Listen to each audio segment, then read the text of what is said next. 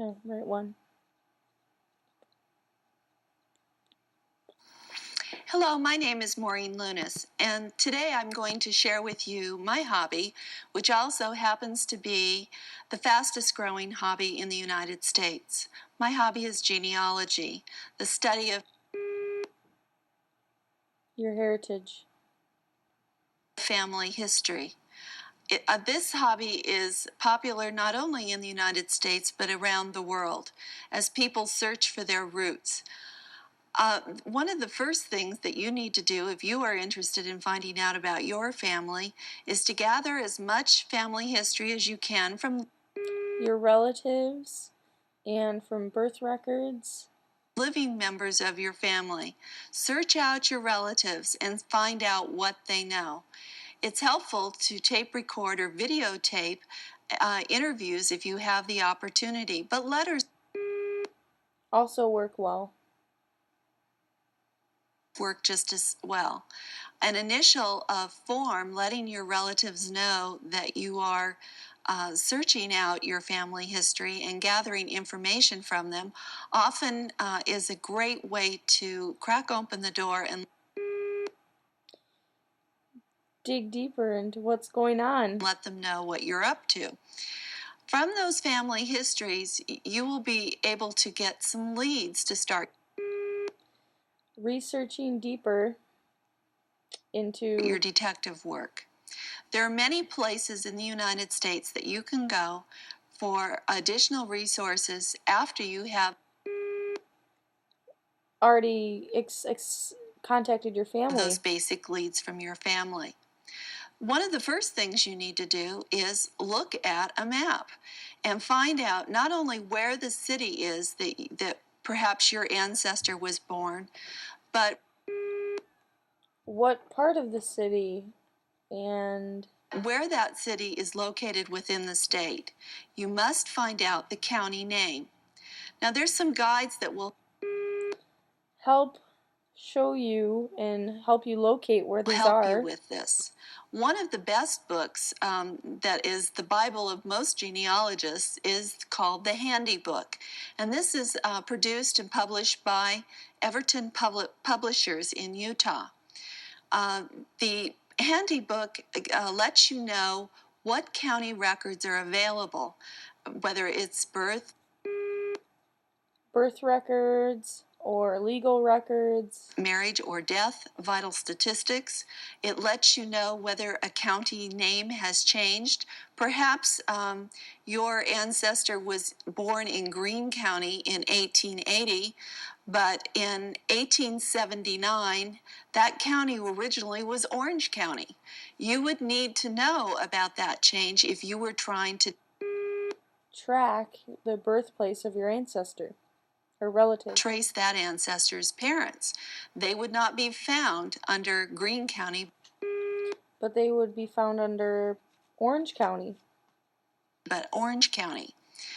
Beyond maps and the Handy Book, there are other books that are very important, basic tools that will help you in your search. Tools for the beginning genealogist. You would need the Red Book, which is by Ancestry Publishers, or a book called The Source. They also have basic maps and records and where to find records. Statistics. They tell you where the county seats are located and how you can contact them, including phone numbers, for additional information on how to track down your relatives. Proceed with your search. Now, we go beyond in government information to states where great archives have compilations of materials available to you. Many of them have at no charge. You also have the federal government National Archives, which can help you. Both state sources and federal sources have censuses on the states, and those censuses list everyone that lived in the town in most of cities. your ancestors. You're very easily guided to those resources through indexes and a numbering system and a Soundex code, which gives each letter a sound tabulation to make it easy for you to research Your specific family members. your family name. In addition, the federal sources have military and pension records. If you go back to the county seat, you can also, if you can't find your ancestor on the censuses, you can look over Hospital records. tax rolls and land records. And oftentimes there might be other records for welfare for the poor or passenger Information on trains or buses. lists that are available to you. Outside of government resources, there are many historical societies, both at the state Level and at the county level. level and county level. And also, there are larger historical societies that are regional, such as the New England Genealogical and Historical Society. Or you might want to go and research in Virginia at the National Genealogical Society. They give you a great deal, number of pointers, and they also, most of these historical societies publish quarterly newsletters which give you new hints, offer query columns where you Can look for and search for your own can information. put in ads to help find other relatives. Of course, with the advent of technology, we have a lot more resources out there that can connect you easier. more tools and resources at our fingertips. With computers, we now have CD-ROM, and on that CD-ROM, there are phone number listings by family name, so you might be able to trace your family through if you have the same Last name or surname in a particular town, you might be able to get leads that way. Also, there are many vital statistics that have been recorded on CD-ROM. Or perhaps you want to get on the internet or use an online service in a chat group where you can make ties with other keep members of your family. people that are searching your line. And I've found that with my hobby, I've met many wonderful people across this country and outside this country who've Been searching for their family as well. been very helpful. And when you find someone with the last surname that you share, it's really Interesting to see the kind of research that they've found. exciting and your instant family. Of course, everyone has that one or two skeletons in the closet. I personally find it more interesting and exciting, and many times informative of the history of a particular country when I do research and Do find relatives in other countries. find a skeleton. For example, I have a third great grandfather, and there had been a rumor in our family that he had died in jail.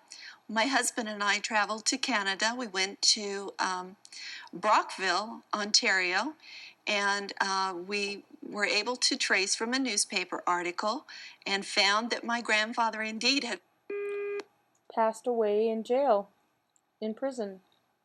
been put in jail by my grandmother.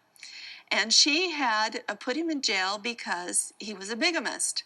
She had 12 children at the time, with the youngest being 1 year old.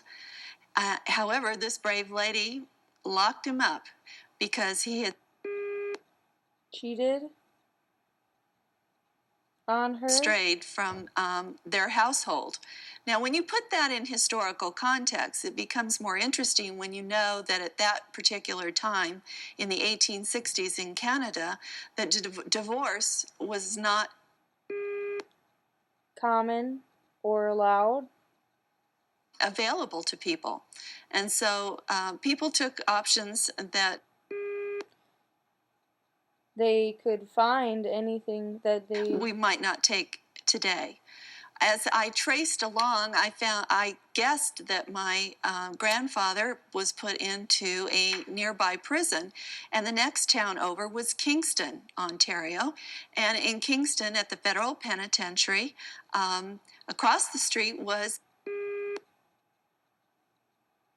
the church, the an archive. So my husband and I went over there, had a very nice tour of the archive, and went through the records of the inmates.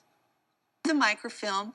From the newspaper article, we were able to trace that indeed My grandfather had been in prison. my grandfather had been a prisoner there. As we went through the prison records, it was interesting because at that period of time in that culture, part of the punishment for the prisoner was To make a code of silence. things. Anytime a prisoner broke that silence, They were punished. their words were recorded. So after 130 years, I had my great great grandfather's words. And what I came to find out was that he was very ill when he went into prison, and he Had gotten even died sicker 3 in months prison. later of tuberculosis. Okay. And his words were words of complaint about cold and Chest pain and illness. feeling ill. So that was Kind of a surprise to me. kind of an interesting situation. Many people might want to hide that fact, but for me, it really made history That much more interesting and exciting. come alive. It made me understand some of the trials that my grandmother went through, and also some of the trials that My family, my grandfather had gone through, my family had gone my through. grandfather went through.